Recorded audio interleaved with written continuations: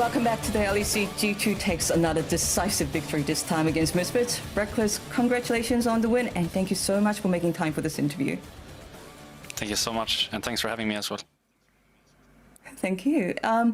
Your victory against Misfits today actually puts you on an 8-game winning streak, and overall, it's been a really great few weeks for G2, because you guys locked in for playoffs, you had a very one-sided game against Rogue, and you even took that revenge against Fnatic. But what can you tell me from first-person perspective on the overall momentum of your team? Like, how are you or G2 players feeling about G2's current trajectory? I think we feel like it took some time to learn how to play together. For sure, it was easier than for some other teams because we only made one change, but one change is still a change after all. So I feel like we just needed some time to learn how to play together. And then now it's just been clicking for the last couple of weeks. We've been on the same page with everything we do, draft to play. So the wins are coming with it. What were some moments in drafts or in game that you felt like, hey, this is clicking for you and Mickey, for you and the rest of the teammates?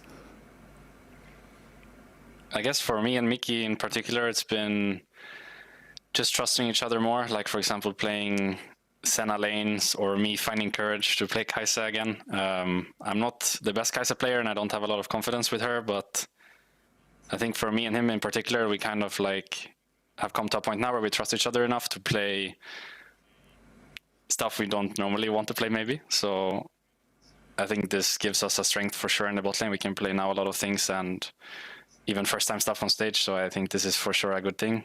And for the team, I would say just having everyone be carry, depending on the game. Sometimes it's me, sometimes it's Cap, sometimes it's Wunder, sometimes it's even Jankos. Or Mickey, I guess, if he's playing Sion. So just having the versatility as a team as well. I think this is something that we got over the split too. Speaking of your growth within this new Team G2, in a recent post-game lobby, you said something very interesting that stuck with me, that now you are the new guy in the team, that perhaps there is a positive sentiment that goes along with the idea of not being the leader in your team, which I will say is a very mature self-reflection.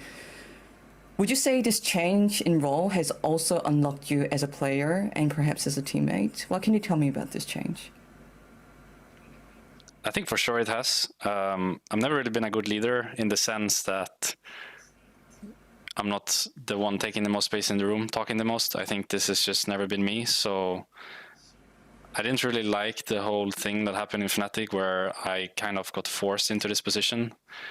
I feel like after 2016, I should have been more strongly saying no to it, but it kind of happened naturally as well. So I don't regret anything in that sense either. It's just more, I feel like I'm much better off being the backbone for a team than the face. And in G2, I'm kind of naturally the backbone. Meanwhile, in Fnatic, I was kind of naturally the face. So I think it's just better for me this way because I can focus on my own play and just try to support my teammates as much as possible. Meanwhile, in Fnatic, I felt kind of forced to be the carry, which I think also took away some of my teammates' potential. I think they are probably better off actually without me in their team. So this whole thing has just been a win-win for everyone, I would say. Not only speaking of players becoming carries in the game, but also outside the game, in that same PGL, you also implied that Jankos has perhaps picked that role up as being the oldest guy in the guy who has been around the longest within the team. Would you say that Jankos has taken up the mantle of being the leader in the G2, or is G2 just that democratic to not able to identify a single leader?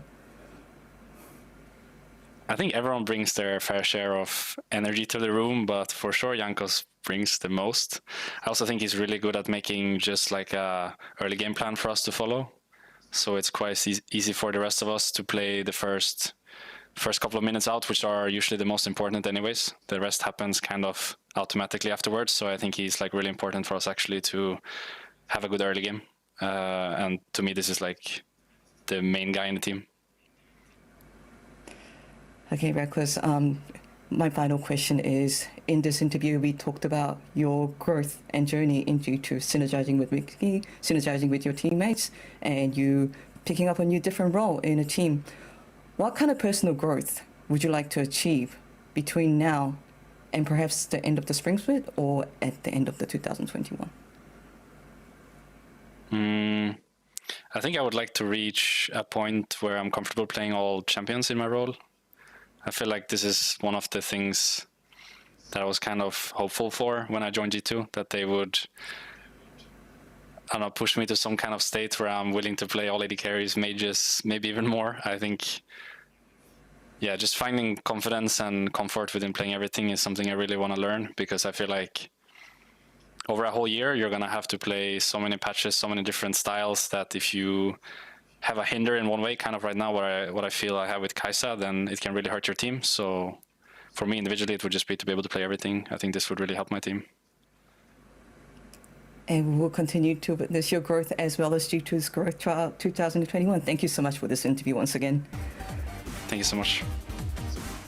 Thank you. And after the break, we'll be back with the match of the week, Mad Lions versus Rogue. So I'll see you back here at the LEC very, very soon.